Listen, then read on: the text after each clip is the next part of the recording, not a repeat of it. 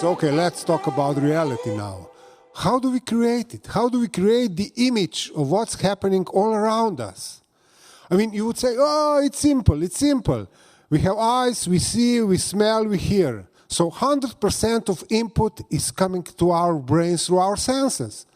But actually, our brain takes only 20% of input from the outside and uses 80% from the inside, from what's already in the brain. So actually, we are creating 80% of our reality from our past, from our mindset, from whatever we call it, from what we've learned, our parents told us, grandparents, whatever.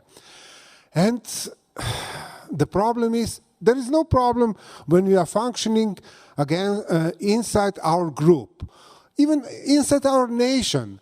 But the problem arises when we go abroad and we meet somebody from the outside with different mindset, with different reality.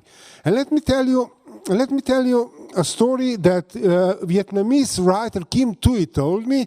She's living in Canada now, and she told me how she was a very young child, and she came to Canada with her parents. And her mother went to work for the first day. She went to work to some Canadian company, and when she returned home in the evening, she was crying. Mother was crying. She said, this is terrible.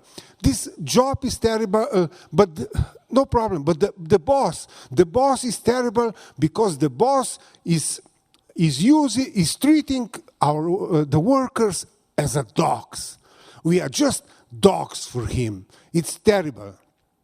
Okay, but what really happened was that the mother went there to work and she was early. So she was sitting there waiting for the boss to come. Her first day in Canada, first day on the job. She wanted to make it good, to be the best. And the boss came and said, yeah, come on in.